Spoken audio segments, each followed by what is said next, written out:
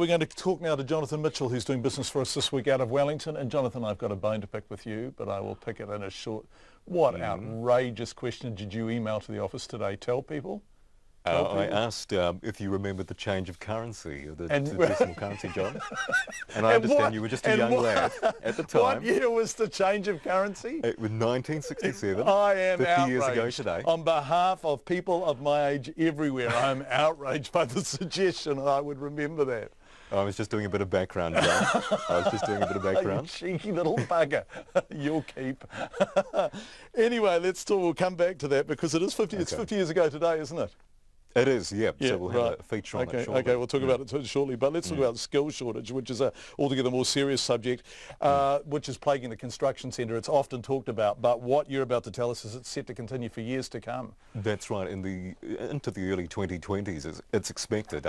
We are hearing about the skills shortages, the lack of new consents, and really the general demand for construction over the coming years. It's becoming a big political issue, certainly as we head into the election in a couple of months' time. But we've had some figures out today from the Building and Construction Industry Training Organisation.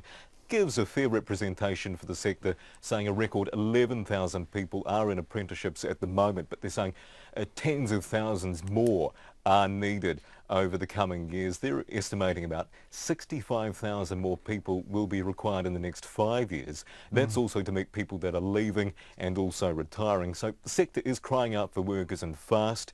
It's becoming quite a significant problem. We're hearing about big projects being slowed down because of the pressures on the sector. One solution, though, that this training organisation is talking about is working with the Qualifications Authority and other education groups and the like to better recognise niche skills, this is exterior cladding and the like, into the qualifications framework. So they're working on that at the moment, and they hope that will attract people into the sector, desperately needing 65,000 people over the next 5 years, they expect.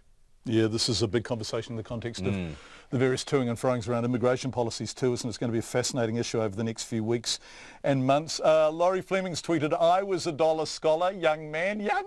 I think aping Little Britain there, but 1967, this day, July 10, 1967, what happened, Jonathan? Well, we changed to decimal currency, and here's a little clip. Oh, hello. I'm just practicing my note.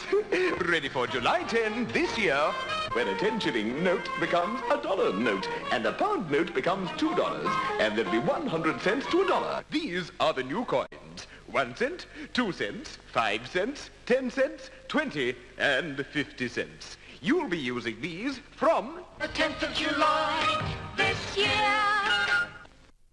So a bit of nostalgia there, John? Yes. I don't remember that ad, Jonathan. I just really want you to understand that. I understand that, John. Thank you very much. How did it go, the transition? Do you know anything about how successful it was, whether we took to the new currency relatively easily? Well, I was chatting to various people around the office today. Our news director, elderly, speaking to some of your elderly colleagues. And he can remember doing the... Who can Charles Beckford? No, that was Brent Edwards. Oh, right, he can remember doing the test back in high school, or, in school. And, from what I understand, it took quite some time for people to get used to it, months, and for the changeover, it was obviously quite a big thing for a number of people, and it was certainly spearheaded but right in the early 60s by a familiar name and voice, what was to be the future Prime Minister Robert Muldoon. But talk of changing the currency really came in the early 1900s. So 50 years today, though, marking that. Yeah, 1 cent, 2 cent, 5 cents, they've all gone, haven't they? Yeah, right, gosh. Okay, what did the markets do today, Jonathan?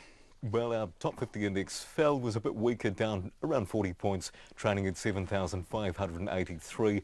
And the dollar holding ground is 72.8 US cents, 95.6 Australian. John. The indecently young Jonathan Mitchell, thank you very much indeed. We look forward to talking to you tomorrow night.